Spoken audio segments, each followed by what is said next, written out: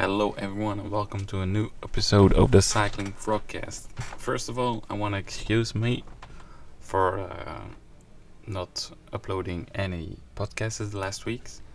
I was a bit busy. I went to the World Champs in Hogerede. I had some troubles with my PC also. And just social life, I have a new job and things are getting busy. So that's a little reason. But it will not stop me, and we start again now. And we have some few interesting topics to discuss. First of all, the World Champs in Hogerede. My personal experiences there were amazing. The crowd was fantastic, the race was amazing, the organization was superb. With so much people, you had never to wait really long somewhere. You could get everywhere whenever you wanted. Everything was perfectly fine. The only thing was a big beer was €7. Pretty expensive, but the organizers deserve something for their work, and I think drinks and food are a big portion of getting their money back or make money. So that was amazing. And the race itself, what can we say? One of the two greatest cyclists surely in the field and also becoming on the road, gave us a amazing show. Van der Poel, Hogerede, he know every stone there. He won a bit in a fashion like in the Ronde van Vlaanderen, where he beat Wout van Aert also in the sprint. I think in the last few turns, Wout van Aert had the upper hand, and he had to win. So that's I think it's a bit disappointing for him and for the Belgians in general, I think. But it was an amazing race, one of the best sport events this year. Two of the greatest battling and not giving up, not giving an inch. That's amazing to see. Third place, Elisabeth. Fantastic for him. Had a difficult year.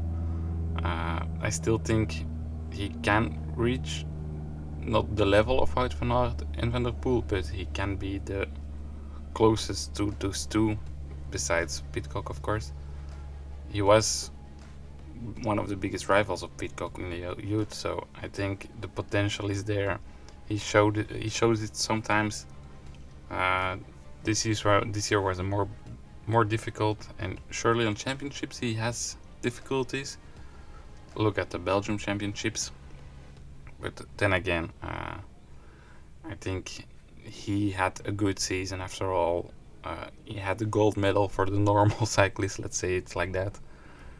And also a shout out to Gerben Kuipers.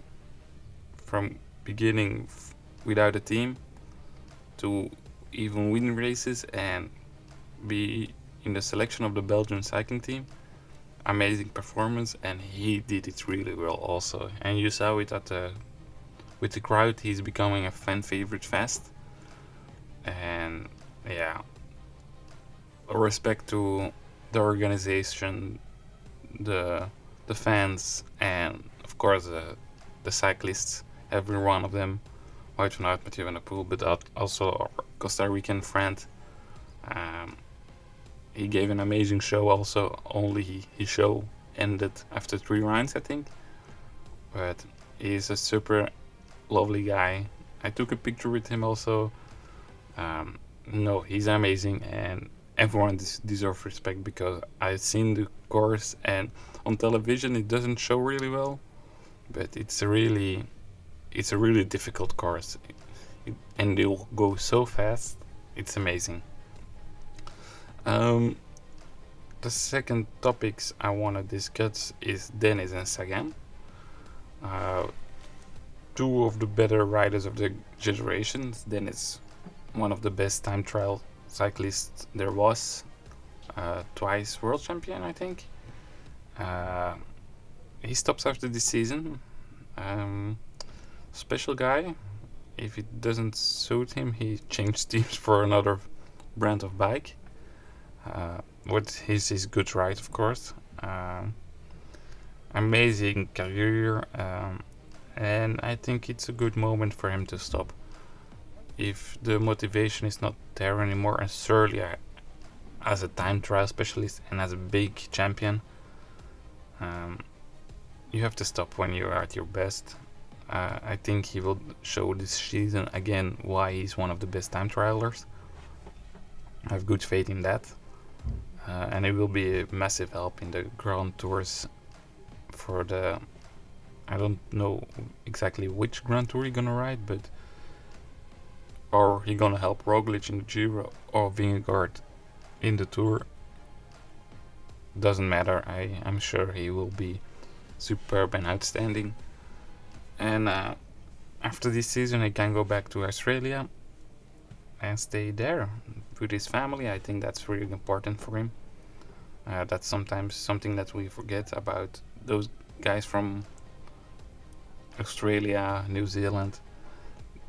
They ride basically the whole year in Europe. Only the beginning of the season they have some races in Australia and then Argentina, but that's still not home Argentina. So I think it's difficult to be gone from home so long, and yeah, I understand that. Like, I understand also why Sagan is also stopping after this year on the road, on the highest level. He will ride some smaller races in Africa and things like that next year, but he will pick up mountain biking again, and he wants to go to the Olympic Games in Paris. He wants to end his career with his first love, and hopefully this decision will get out the best of him again.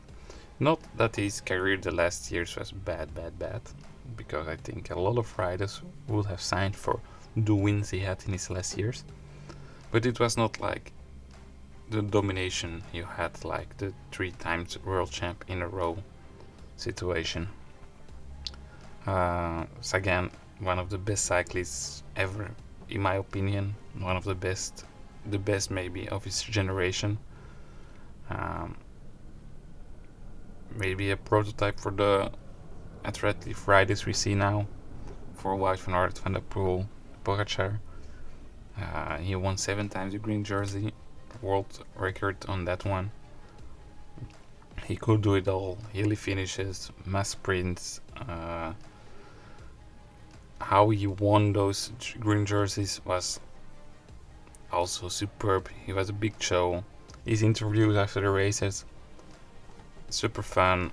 He was one of the rock stars of cycling. He was a brand.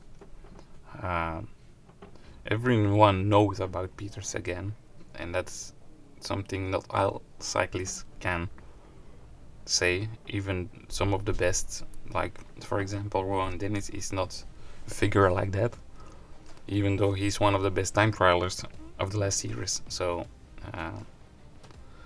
yeah, the public will miss him, I think.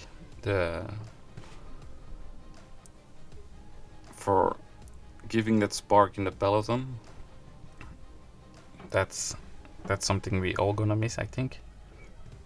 But I hope he will end with a bang, and I will surely be curious what he can do on a mountain bike if he focus on that a full year.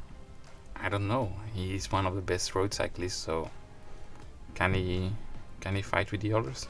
I'm really surprised to see that.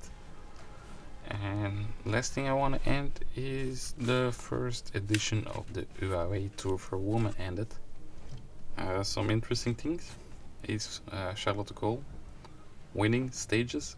She was the Michael Morkov of Wiebes, and she beat Wiebes twice. So that's something interesting. Maybe now we can see a battle, someone trying to win from Wiebes more, because Wiebes last year was outstanding. the best sprinter, very young also. Now we have 2 young sprinters. Let's hope that they have long and a lot of nice battles in the future for the sprint stages.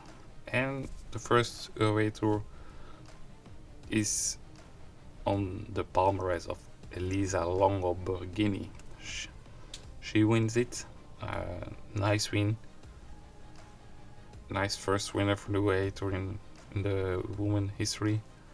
I think everyone is happy. OA, Trek Segafredo, the sprinters, the cycling peloton in general. Big chance for them. And yeah, that's it. I took only a few things. I think that's more fun to talk about. A few headliners, go more in detail in this. So I'm trying a bit new style. After also reading the comments on my last video. Amazing comments. I want to thank everyone that commented on this. I cannot do a lot with this information, and I will work with them, and I hope that shows already in this podcast. So thanks everyone for listening. If you liked it, give me a like. Do you want to see more of this? Subscribe if you are interested. Leave a comment. Maybe something you want to hear my opinion on it, or something you want to discuss with me. I'm always open for that. And I hear you in the next podcast. Bye bye.